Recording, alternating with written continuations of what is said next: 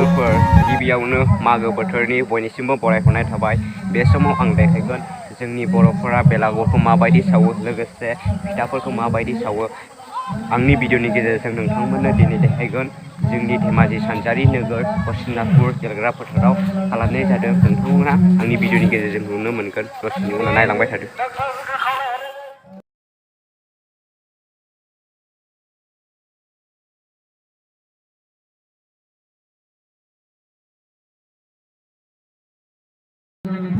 आलासि नोंथांमोनखौ बयखौबो जोंनि लारि साजायनानै दोननाय मासियाव जिरायहैनो थाखाय गुरै खावलायबाय।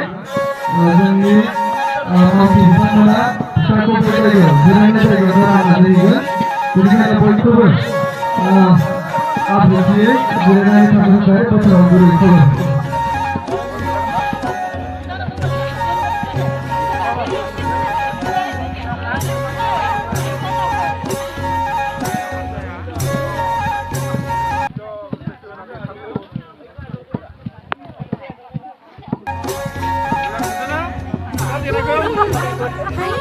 माबायदि नाय बर'फोरनि फिथा देनाया देग्राफ्रा देदों देनानै आरिजों बावनानै लगायदों माथो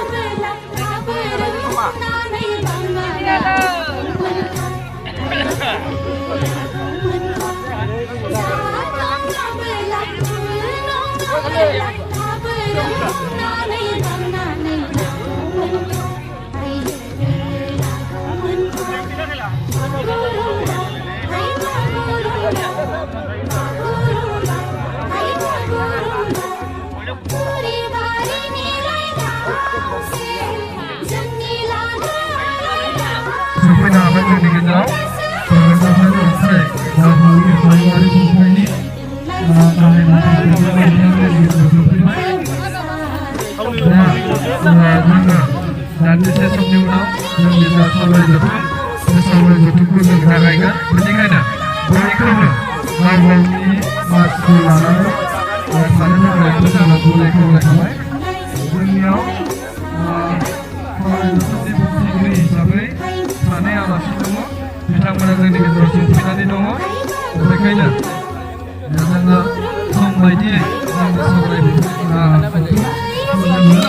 सावरायलांगोन।